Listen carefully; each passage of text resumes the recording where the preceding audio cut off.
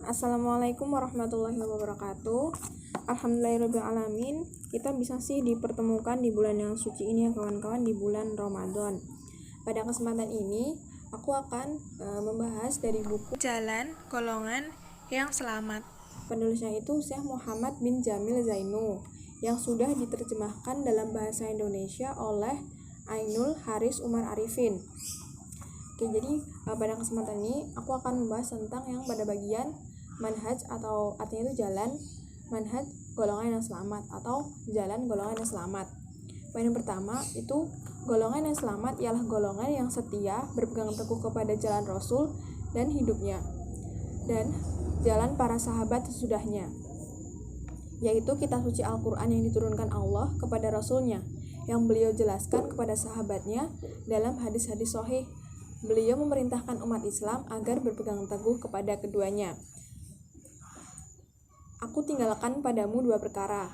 Kalian tidak akan tersesat apabila berpegang teguh kepada keduanya, yaitu kitabullah dan sunnahku. Keduanya tidak akan terpisah sehingga mendatangiku di telaga Al-Kautsar untuk mengucapkan terima kasih. Disahihkan Al-Albani dalam kitab Sahih Al-Jami. Jadi di sini tuh yang berpegang teguhnya itu berdasarkan kitab dan sunnah gitu ya.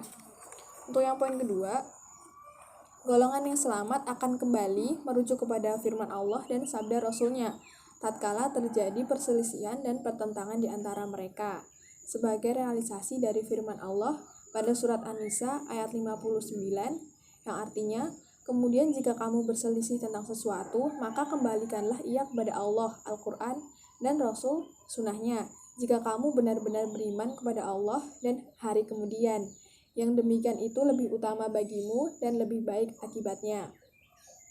Kemudian ada dari surat An-Nisa ayat 65 yang artinya, maka demi Rabb-mu, mereka pada hakikatnya tidak beriman hingga mereka menjadikan kamu hakim dalam perkara yang mereka perselisihkan.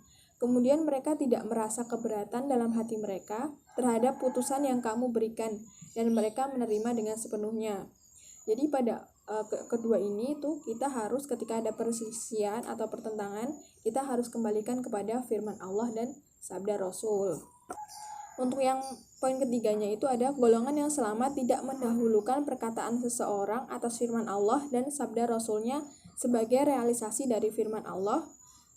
Ada pada surat Al-Hujurat ayat 1 yang artinya, hai orang-orang yang beriman, janganlah kamu mendahului Allah dan Rasulnya, dan bertakwalah kepada Allah. Sesungguhnya Allah Maha mendengar lagi Maha mengetahui. Kemudian pada hadis riwayat Ahmad dan Ibnu Ad-Milbar itu yang artinya, aku mengira mereka akan binasa.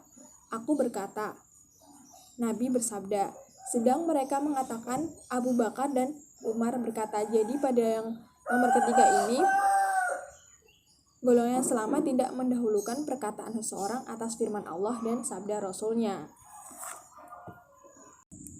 Untuk yang keempat ini ada golongan yang selamat senantiasa menjaga kemurnian tauhid. Mengesahkan Allah adalah dengan beribadah, berdoa, dan memohon pertolongan baik dalam masa sulit maupun lapang, menyembelih kurban, bernazar, tawakal, memutuskan segala perkara dengan hukum yang diturunkan oleh Allah, dan berbagai bentuk ibadah lainnya yang semuanya menjadi dasar bagi tegaknya daulah Islami yang benar. Menjauhi dan membasmi berbagai bentuk syirik dengan segala simbol-simbolnya yang banyak ditemui di negara-negara Islam, sebab hal itu merupakan konsekuensi tauhid, dan sungguh suatu golongan tidak mungkin mencapai kemenangan jika ia merendahkan masalah tauhid, tidak memberantas syirik dengan segala bentuknya. Hal-hal di atas merupakan teladan dari para rasul dan rasul kita Muhammad. Jadi pada poin keempat ini, golongan yang selamat itu harus menjaga tauhid kita. Pada poin kelima, golongan yang selamat senang menghidupkan sunnah-sunnah Rasulullah dalam ibadahnya, perilaku, dan dalam segenap hidupnya.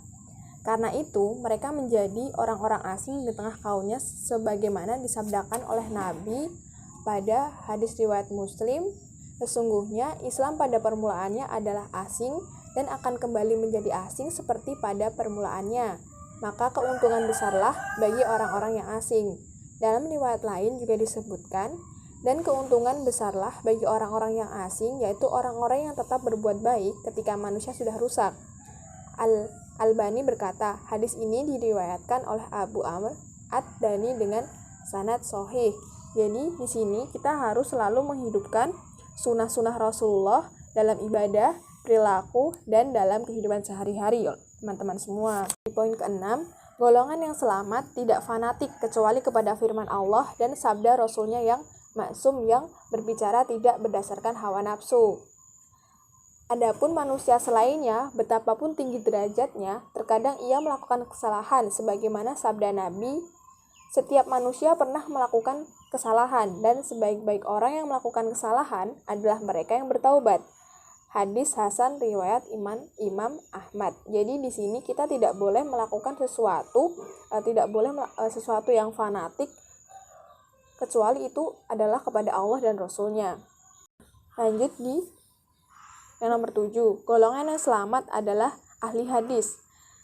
Tentang mereka Rasulullah bersabda, senantiasa ada segolongan dari umatku yang memperjuangkan kebenaran, tidak membayangkan mereka orang yang menghinakan mereka sehingga keputusan Allah datang. Hadis riwayat Muslim.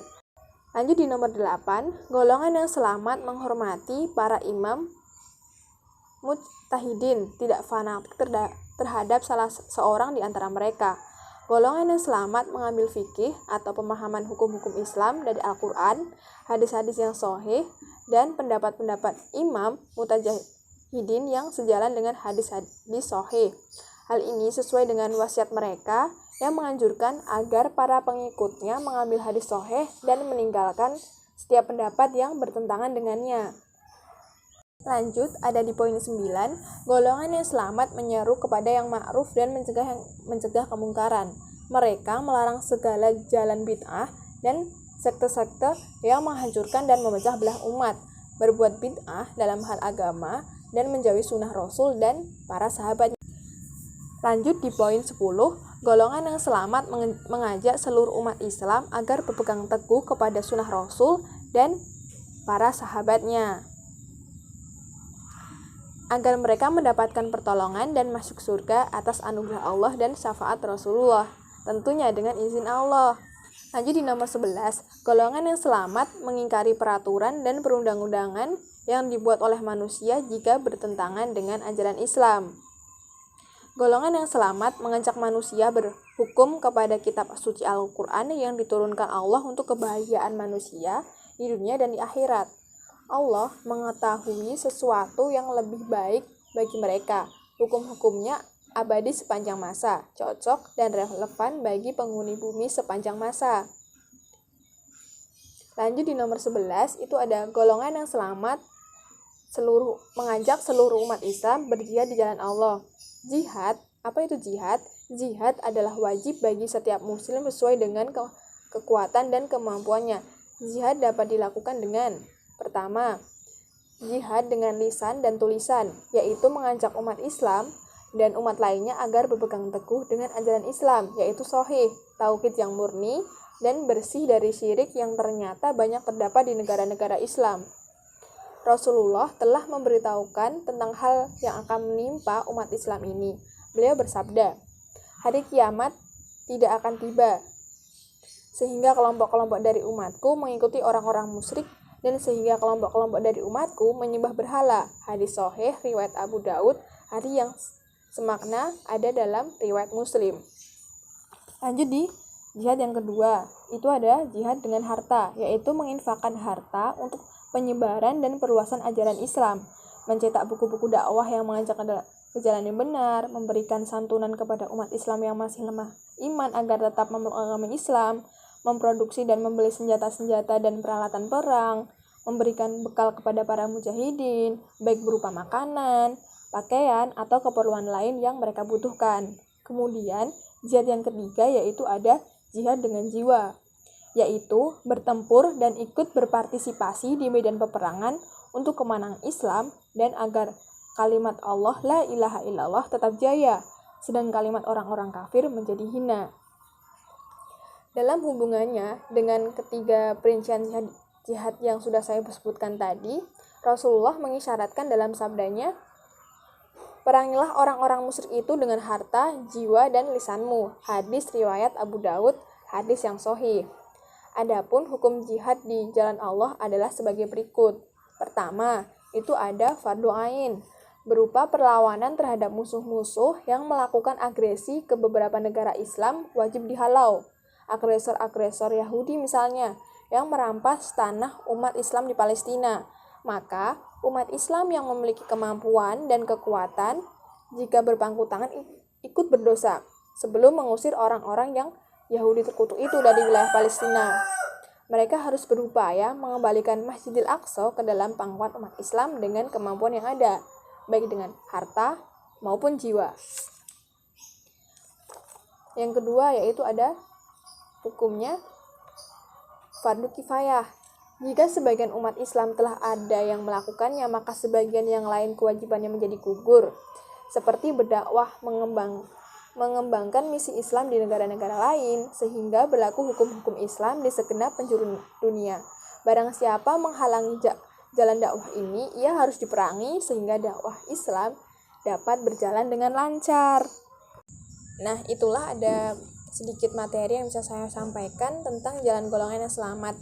Dari bagian terakhir tadi ada tentang jihad. Jadi tentang jihad ini bisa kita lakukan ya teman-teman, melalui misalnya nih, melalui organisasi Al-Huda.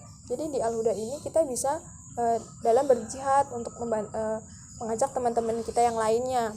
Melalui lisan kita ajaklah mereka, ketika waktu sholat tiba nih, kita ajak mereka, yuk sholat gitu. Ketika ada kajian, kita ajak mereka.